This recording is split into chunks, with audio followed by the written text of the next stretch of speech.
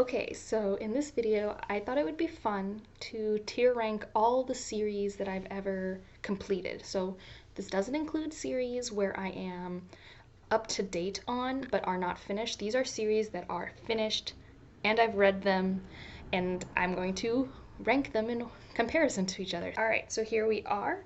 We've got God tier, so these are all-time favorites. We'll be rereading till the end of time. Demigod tier, where they are still favorites. They will still be reread, but they're not in like the God tier. We've got great, which they're great, good, and then strong start, but didn't end well. Because there's not really going to be a bad tier because I DNF series like it's my job. I will not finish a series if it's bad. But I have read series that have had rough starts. So let's get into it. I have like 30 some series. I haven't put like everything I've ever read. I only put on things where I still had strong memories of. So probably have read since college. There are a few that are from my childhood, but I have reread them since I've been in college. So that's why they're on the list. So, and I think these are just in alphabetical order from when I had them in the folder they were in. So ACOTAR, so A Court of Thorns and Roses. This one I have actually reread twice. It's going in demigod tier. I don't know why. I don't even like the whole series that much. Maybe I should downgrade it to great. Yeah, I think that's what's gonna happen. It's going to great, but the second book is so good. Like that second book keeps me up till like 3 in the morning. I have no idea why. It's not like my typical genre, but when I'm feeling that like compulsive fantasy romance, like it's worked really well for me. So that was a pretty great series. Like I have reread it. Probably my next reread, I might just reread ACOMAF, which is the second one, A Court of Mist and Fury. Since being on BookTube, I have learned all these acronyms, which is somehow easier than remembering these long titles for Sarah J. Maas books. So that one's great. Scythe, Arc of a Scythe. I just finished this one recently and I think that one's good. Is it great or good? So I do like the ending of the trilogy. I do think it's like a 3 to 4 star series. I don't know. It's very hard for me to pinpoint. I don't want to reread it. I didn't mind my time with it, but I wouldn't say it's like great, mainly because of the character work. And I think it just got too long. I don't think it being 3 books was beneficial for the story being told. So yeah, it's almost strong start, but rough ending, but not quite. Because I do like the ending. That journey was pretty good. But the third book is by far my least favorite in the series. So there's that. Ooh, the Aspect Emperor. Ooh. I don't even know. This one maybe it should have been bad. I don't even know why I finished it. So I haven't actually talked about Prince of Nothing. I should find that real quick, but it'll come up later. So this was a grim dark fantasy series, a sequel series to the first one, in a fantasy world with a character who was really good at manipulating other people, getting himself to a place of power, and this was the series following this character and the adjacent family and that power. And it started off pretty good. I was intrigued. I had to be in the mood for the series. It has a writing style that's pretty dense and pretty philosophical, and it's very character driven and political, so there wasn't a lot of action. And then I don't know if Unholy Consult, the last book in that 4-book series, just didn't have an editor, but it was way too long and it was way too dark. Like, I mean, I already had a high threshold for dark for this series, but it was, oh, I don't know if any of you have read that, but for me, I did not like the second series much. I was really upset that like I spent time reading that book. Ooh, the Broken Earth trilogy is God tier. It's quite possibly the best series I have ever read, so of course it is God tier. A Beautifully Foolish Endeavor. That is going to go in, I think, great. I don't plan on rereading it again, but I had a really great time reading it, so I think that's a pretty good bar for great there. I do have a review for that duology if you're curious. Ooh, the Davabad trilogy. Is it demigod tier or god tier? I think it's demigod tier because I'm going to reread it.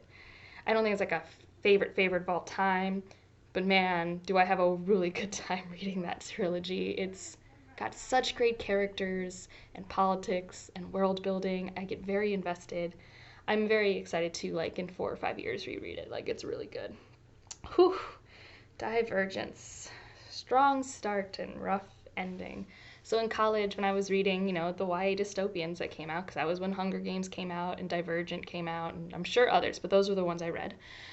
I really liked the first book of Divergent. My boyfriend and I at the time, we were reading it together. We had such a fun time. I think we actually watched all the movies too, which those don't get better.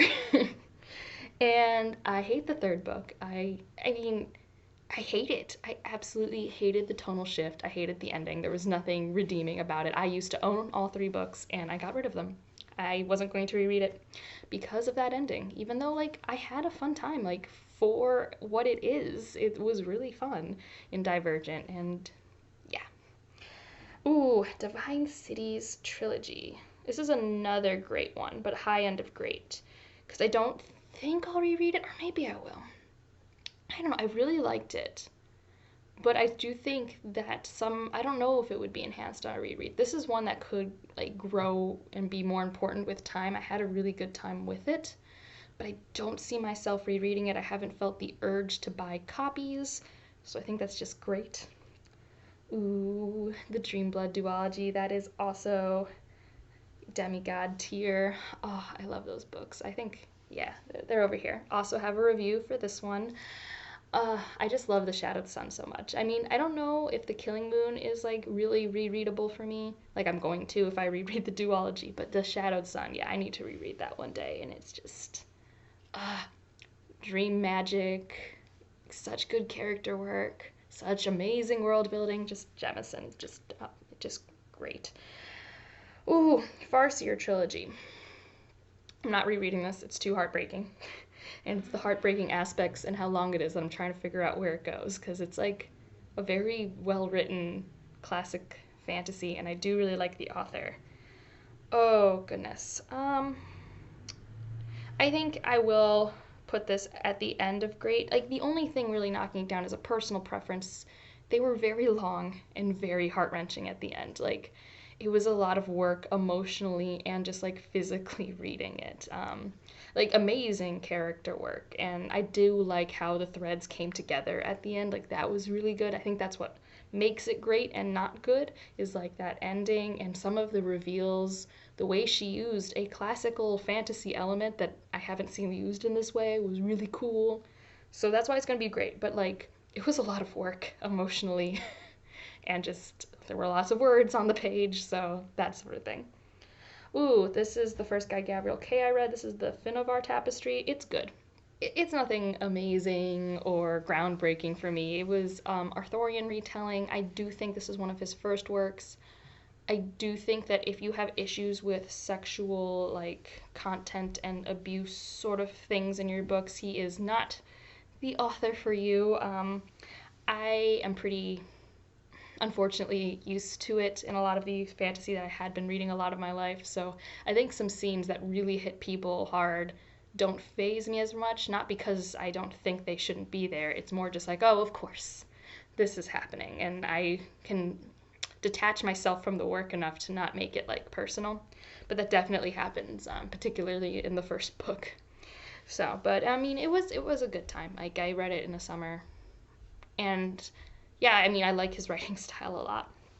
And this is harder for me to remember because it was a couple years ago, but I do think I liked the ending. I do believe I liked how it wrapped up. I don't have strong emotions about it. Ooh, the First Law trilogy. This is, again, it's going in great, but, like, at the end of great. Because, yes, the character work's great. Yes, I loved rereading it with the audiobooks, and the world is really well thought of. I like the themes that are explored, but boy, do I hate the plot. I mean, or I want a plot. I don't care what people say if they are pretending there's a plot. Like, there is no traditional plot, and it's really long. It's really long, and you don't get a plot till, like, halfway through the third book. And it's just really long, and it's a lot of work. And I do feel like the second book's really cool, but then you kind of, like, undo a lot of it in the third book. It is great, but it's not like my favorite. Oh, Foundation trilogy. That's good. Yeah, I think it had a really strong start. Oh, is that a strong start but rough ending? Hmm. I don't like the ending. I really don't. And I know technically there's more than three Foundation books, but like these are the original like trilogy, so I'm calling it. I'm not reading more from this world, at least not anytime soon. I guess never say never. I think it's gonna be the back end of good because I don't think I hate the ending that much. I just didn't like it. Yeah. No, that's strong start but rough ending. I loved the first book, and each book after that was just downhill. Nah, yeah. We're done. We're good. His Dark Materials, God tier. I love that series. I think I have it on my shelf twice. Once over there, and my original paperbacks over here. Actually, one of them's not an original. I just finally found one that matched my other copies while at a used bookstore one day. I love that series. I've reread it multiple times. It holds up. It's great. I think it was the first time I felt actual heartache while reading a book. Like, oh my god, heartstrings were pulled. Alrighty, what's next? The Hunger Games. Yeah, it's also a strong start and rough ending. I don't like Mockingjay. I don't think that's an unpopular opinion. I feel like a lot of people have mixed feelings about Mockingjay. I think I have less concerns about how the love triangle worked out. It's YA love triangles will do what they do. Um, I don't know. I think I am more on the she could have been single train, but I also just felt like there were a lot of rushed points in that third book. Like from what I'm remembering, like there were important scenes and losses that happened and they happened in like two sentences or something. Like it just like flew by and I was just like, what is happening? So I wish we had had a stronger ending to that series. I was really disappointed in it. Ooh, Hyperion. This is great, but where is it great? I think it's there. Now, I'm putting all four together, so the Hyperion Cantos, these books here.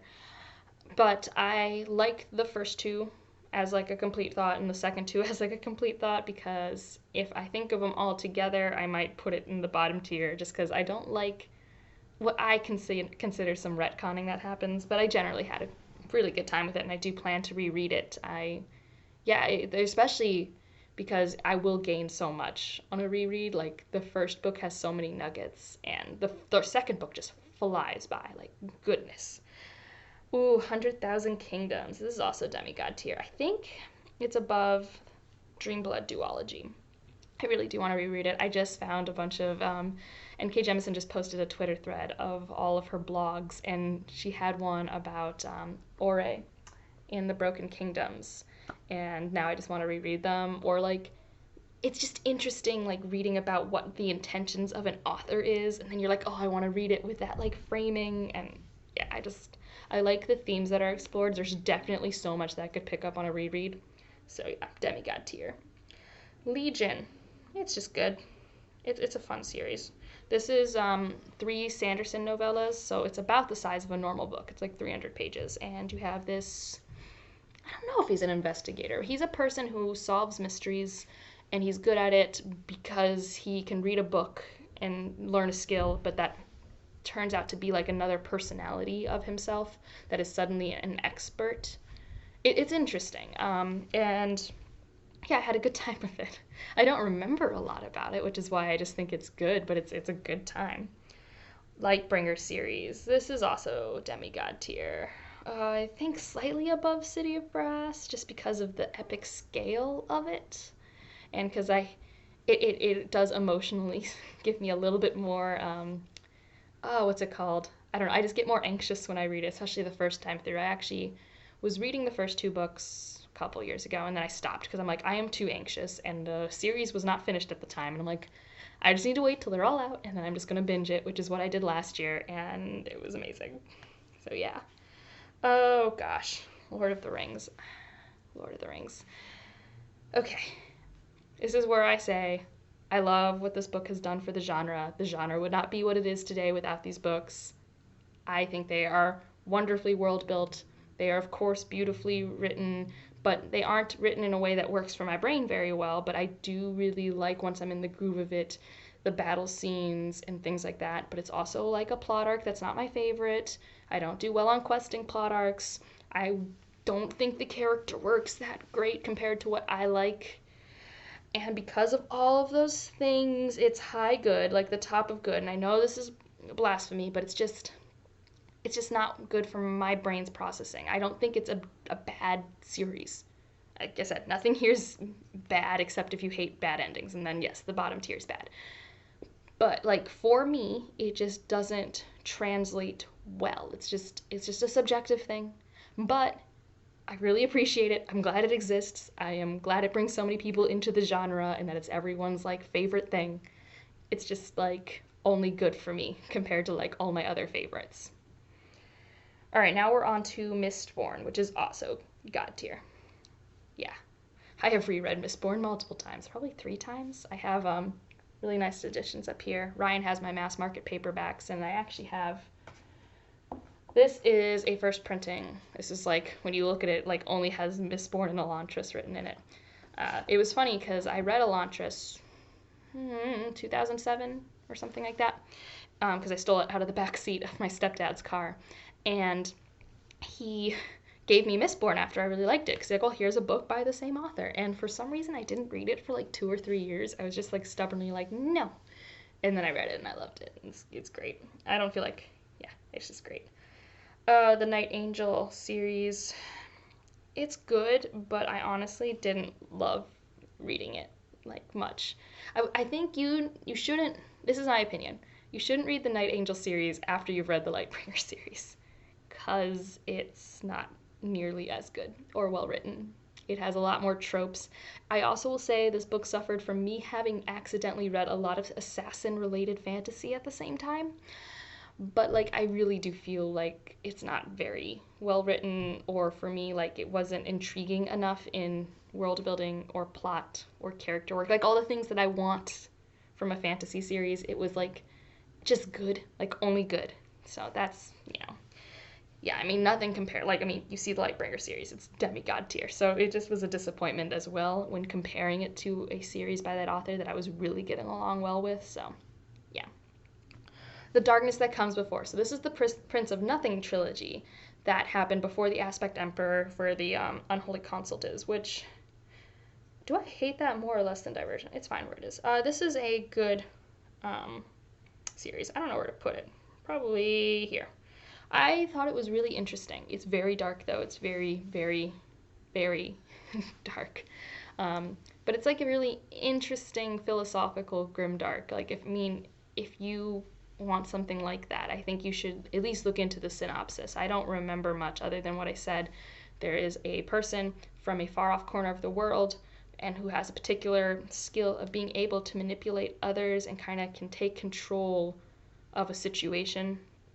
And there's a lot going on. It's really interesting, but it's also kind of wordy and like it's not my type of writing style. So yeah, but I did like it enough to read the follow-up series because I was invested in the ending. Like the ending, I'm like, oh, well, now we've changed the framing and I want to see how this pays off. And I was actually liking the Aspect Emperor in some ways more as a series than the first one, but that ending was horrible. Needed an editor or something. Oh, the Reckoners. I do not like the Reckoners that much the more I think about it. And it's a Sanderson series, so yeah. Is it good or started off strong with a rough ending? Maybe I should have made like a disappointment tier. I actually will put it with the rough ending. I'll put it after Hunger Games because I don't like the ending. Like I think I was fine. It was good. But I was like, Sanderson's gonna give me an ending I care about. It's my favorite author. I trust him. It'll be fine. I didn't like it. I just didn't like the ending of Calamity. I just didn't. Ooh, Red Rising. That's great. Red Rising's great. I feel like I don't need to tell you why Red Rising's great. It just was fun. It was a great time. I don't know if I'll reread it. I actually do own the first two on Kindle because this was before I was using my library for stuff. But yeah, it was a great time. And let's see. Why is City of Miracles on here twice? Ignore that. Oh, Shades of Magic. This one's...